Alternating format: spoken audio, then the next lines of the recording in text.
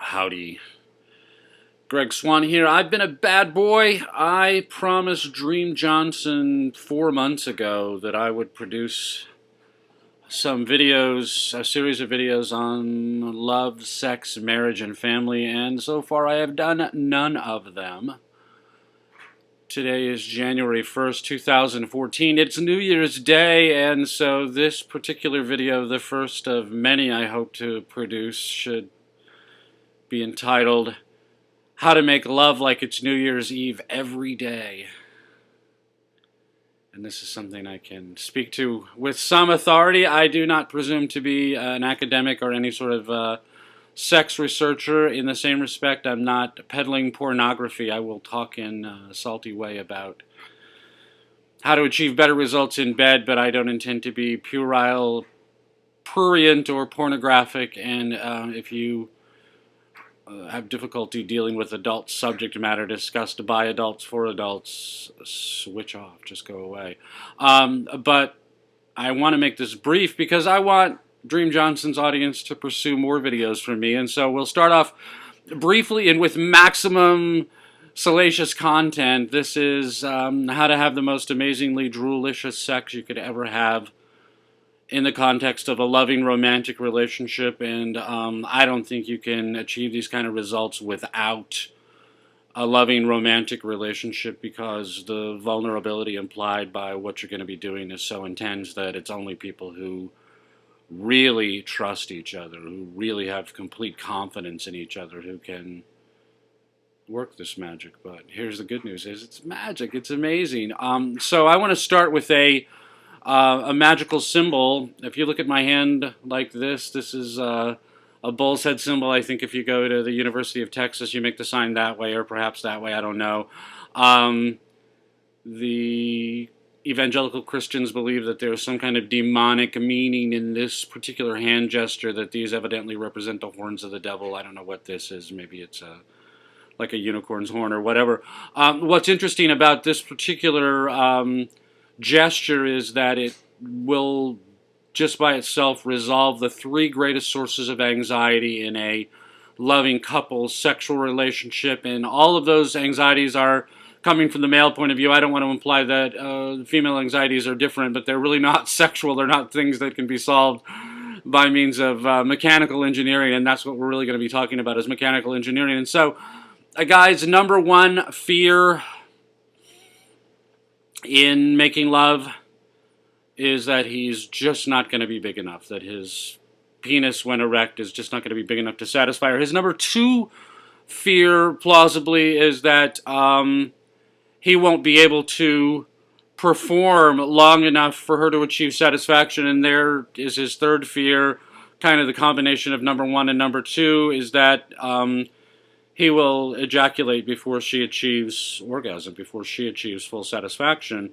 And that particular hand gesture, here it is literally the solution to all of these, because number one, I want you to just consider my middle finger, digitus infamus. This is what the Romans called it, the infamous digit. This is where the insult from the middle finger comes from, frankly, is cleanup in the bathroom for Roman citizens, done with the digitus infamus, and therefore I wave my shit finger at you. That's literally what's going on. And now you know more than you ever wanted to. But if we consider this portion of my middle finger, and then take just that, imagine that it's maybe 2¼ inches, maybe just 2 inches in total length. Compare that to your erect penis. Is it longer than this? You've got more than enough. Is it thicker than this? You've got more than enough, because this is all you actually need, inserted appropriately and moved about with a certain amount of controlled vigor. This is all you need for her to have a mind-blowing orgasm, the best orgasm she can possibly have. You can do it with this, and if you can do it with this, then your penis has got to be more than adequate. You've got to have more than enough. And I started off talking about this hand gesture. The reason for that is, I can't get my fingers in front of the camera, is these two fingers. These two fingers, instead of just the middle finger, take these two fingers, and you're going to be in the most wonderful imaginable place inside her vagina, because the pads, these two fingertips, if you curl your hand just the way I'm showing it right here, this is down, and my two fingers are inserted. The two fingertips there are going to be right on her G-spot. That's where the magical mystical G-spot is. It's remarkably easy to find just by configuring your hand like this. You insert your fingers in there, curl your fingers up like that. Where they curl is going to be at the G-spot. And frankly, all you really got to do is kind of tickle right there, and that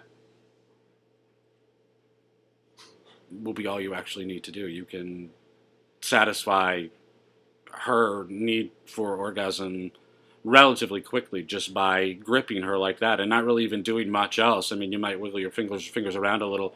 If you shake your hand, again, you're going to be facing down probably, but if you shake your hand with the kind of rapid hand motions you have been practicing, young man, since you were 12 or 14 years old, it'll make her that much crazier. And the reason for all of this is because God likes girls best. That boys may think that since they were graced with a toy prenatally and well before you were born, you had a little toy to play with, and you were playing with it in the womb, and you've been playing with it ever since. And you might think that since God gave you this toy that he didn't give to girls, that he likes you best. And he likes you youngest, that's for sure. You got to have the fun very early, and you got to have lots of it when you were 12 or 14, and she didn't even know plausibly that she could be having that kind of fun. But the real deal is the female orgasm really doesn't have any genetic purpose. If you go read about this on Wikipedia or whatever, you'll find all kinds of theories about the genetic purpose of the female orgasm in human beings. But plausibly, the genetic purpose of the female orgasm is to make her want to have sex so that he gets to have sex more. So, you know, genetically, evolutionarily, they have more babies, but the interesting thing about it is that for whatever reason female human beings have orgasms, they don't have an off switch. The male orgasm is coterminous with ejaculation, that once he ejaculates, he will have a reflection period. It might be a half hour if he's young, it might be half a day if he's older, but he's done performing once he's ejaculated, and she is not in that circumstance whatever. A woman can achieve orgasm almost instantaneously. If you learn to deal with your hands like this, she can easily, in an elevator trip, if you two are alone in an elevator and you want to find out how quickly she can achieve orgasm, you can do it in an elevator trip. And I now encourage you to watch couples getting off elevators. They get off all alone. Watch to see if she's walking funny. Because I would love to see this particular practice spread worldwide. If you're looking for a way to liven up your marriage, if you're looking for a way to make a party tolerable, if you're looking for a way to make it worth both of your while to attend that wedding reception or whatever, just make time for this. It doesn't have to be in the elevator. You can be doing it in the bedroom, the hotel room, in the car, whatever. This is a very, very quick way for her to achieve orgasm almost instantaneously. Here's the next interesting part, is that multiple orgasm will happen relatively easily, and the more you do this, the quicker that will happen, to the point, maybe the first time you do this, but certainly as you get better at it, that she will start to achieve multiple orgasms that are in essence continuous. That the female orgasm consists of a contraction in the pubococcygeus muscle, I don't know how to pronounce it, PC muscle. That is the actual event in a female orgasm, and if that muscle starts contracting while it's already in mid-contraction, you've set up a standing wave in the muscle. This is the same as like hiccups. Hiccups are a standing wave in the esophagus, and the esophagus is just a really long muscle. You can set up a standing wave in the PC muscle, and she will be coming continuously. She will be achieving continuous multiple orgasms, to the point at which doing this is potentially dangerous, because she will lose much, if not all, of her voluntary muscle control, and she will exhibit a whole lot of really wild and spastic involuntary muscle control. And therefore, when you get to that level of crazy, you want to be careful with your hand. You might want to make sure that you can surf with whatever she's doing and get your hand out of the way if you need to, because she can literally break your fingers or break your arm at that point. This is for real. This is extreme lovemaking lovemaking like an extreme sport. And I don't want you to think about it like a sport, because this is lovemaking, but this is radically true. This is eminently doable. This is every woman, every normal Homo sapien woman in whom has been cultivated father tongue, and in whom has been cultivated the human way of thinking, the human mind. Every normal human woman should be able to do this. Some faster, some slower, but practically speaking, this particular massage, using your hand like this, your fingers are hooked on either side of her rectum. The heel of your palm is pressing right against her clitoris, or maybe just above the clitoris, maybe on the pubic bone. Your fingers are right in on her G-spot, and you can see that these two fingers won't move the way they move right now because they'll be blocked by her body. But the two middle fingers, these two fingers can do what you want in there. And there's one further step in this. The female orgasm is coterminous with the contraction in the PC muscle. That's what it really is. You can set up a standing wave in the PC muscle so that she's achieving continuous multiple orgasms. She can literally be coming, thrashing, babbling continuously. There is a termination. There is a point at which she can have too much. And I call this the expulsion event. When she is coming like this, her uterus at the height of the contraction of the PC muscle, that muscle will be pulling her uterus and her vagina away in all directions. And so her vagina will fill up like the inside of a balloon. The skin will get really tight. It'll become really spacious in there. If your fingers are in there, you will feel it becoming very, very spacious in there. The walls, the skin of the walls, the interior walls will get very tight. If you're listening for it, or if you can feel it around your fingers, she will start to suck in air. She'll have to, because she's creating a partial vacuum in there, and your fingers are not big enough to fill it up. And so that her vagina will fill with air. No kidding. This is for real.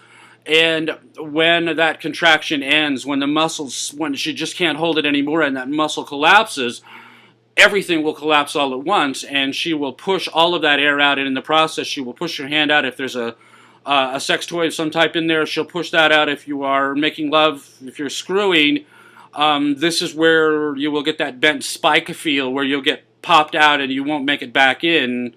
You think it's a result of the motion. It may not be. It may be that she threw you out while she threw everything out. And that's literally the way to think of this, is that she is coming so hard she cannot possibly come any harder. She has to reject it all, and she's throwing it all out. My guess is you're probably crashing the snake brain, this brain back here, at the same time. The thinking brain is not involved in any of this. The thinking brain is useless at this point. But that expulsion event, that will involve a really big spastic motion, and that's where you really need to be careful. For your hand, your arm, your eyes, your head. This is lovemaking like you never thought about it, and lovemaking like you probably never experienced it. And I'm not bragging, and I'm not presenting myself as some great Lothario. To the contrary, I am an ordinary guy. Look at me, I'm an ordinary guy. I am very, very happily married. And it is a consequence of my being so happily married for so long to such a wonderful woman that we know all of this stuff. But this is eminently doable. Just this. And so anyway, I told you I would give you one further trick and a way to incite this expulsion event. If the woman is capable of squirting, which is just expulsion of urethral fluid, of the sexual lubricant, is the way you've thought about it all your life. If she's capable of squirting, the squirting will happen at this time. It's possible that just doing this with your hand, just doing these motions that we've been talking about, can result in this expulsion event, can result in a squirting event. But if you're looking for that little bit extra, I'm going to show you how to do it. Okay, so your fingers are curled up like this on the G-spot. I want you to uncurl them, and you're going to push down as hard as you can on the floor of the vagina. I'm pointing up, but it's literally just imagine it down. I'm pushing down on that. This is where the idea of the big penis takes hold, is that pressing down on the floor of the vagina like this puts pressure on her that she really likes. And a very thick penis will apply that kind of pressure, and so that's where women get the idea that they really like big penises, when in fact long penises are potentially very hurtful because they bang into the cervix. But if you really want to make her feel like she's as full as she can feel, all you have to do is press your fingers backward like that. And again, these two fingers will not cooperate. They'll be stuck where they are. But you just press your fingers back like that, and you're putting that pressure on the floor of her vagina, on the roof of her rectum, her anus, if you want to think about it. That's where it is. And then you hold it like that for as long as you can, and when you need to release it, then you just snap it back like that, right back to her G-spot. And you can snap it back as fast as you can want to go, or you can take it a little bit slower. But when you do that, be prepared, because that boom, that snapping it back, we call it the come hither salute. Come hither, the come hither salute. Snapping it back like that will result in instantaneous crazy behavior, probably the expulsion event, the squirting event if it's going to happen. She may not want you to touch her for a few seconds or maybe even a minute or two afterward. If she tries to walk immediately after this, she'll probably be really wobbly. She may not be able to walk at all. This is really utterly amazing. There's nothing in male sexuality like this, guys. You know, if it bugs you that you don't get this, then you're going to be bugged until your grave, because I've just told you that she can come amazingly better than you, to the point that she cannot tolerate any more pleasure. And as good as it gets, it never gets that good for us. I know, I'm the guy, I've experienced it many times. But here's the answer to those three problems. How much is enough? That much is enough. If you got more than that, you're fine. How long do you need to last? You don't need to last any time at all, because what you're going to do is you're going to play with her as much as she can stand before you stick anything else inside her. And by the time you get around to screwing, she's going to be, I call it butter. She's going to be melted butter. She's going to be, putty in your hands. And this is, again, the trust and vulnerability are absolutely necessary. You cannot get to this place just seeking pleasure. You can't get to that kind of pleasure just seeking pleasure. You have to do it as an expression of love.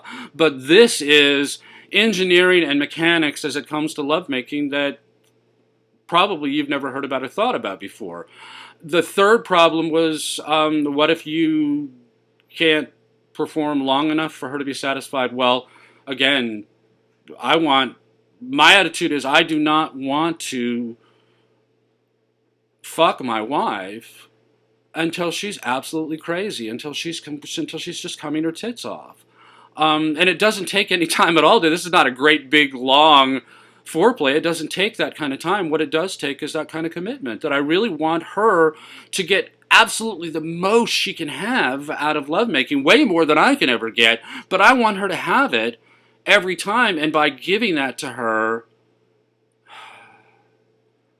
it's so enthralling for me, it's so sexy for me, that by the time I'm ready to enter the game, I'm ready to tag my way into the event, it's full-on wonderful. It is absolutely ecstatic, droolicious lovemaking. And my question for you is, why would you make love any other way? Now that you know that this is possible, why would you want to make love every other way? You can literally have New Year's Eve quality lovemaking every time the two of you get naked. Every time the two of you decide to jump each other's bones, you can have New Year's Eve quality sex. You can have VIP room quality sex. You can have cinema quality sex. So that's my first contribution. I hope you will rejoin me. I will be talking about other matters, some sexy, some serious, all of them from a very philosophical point of view, and all of them aimed at helping you achieve the most and the best that you can have from the uniquely human life. That animals can rut. You can rut like an animal. You can rub your sex parts up against strange objects, some of them alive, some of them not. Big deal. That's nothing. Only human beings can make love, and we make love conceptually. We make love with our mind. So this is a practical example of how the mind can be applied to the problem of lovemaking in such a way that everybody has the absolute best quality. Everybody reaps the best quality benefit. The greatest quantity of love that you can make is by making love with your full mind. My name is Greg Swan. I am so grateful to you for attending to me for 20 minutes here, and I wish you every good thing on earth.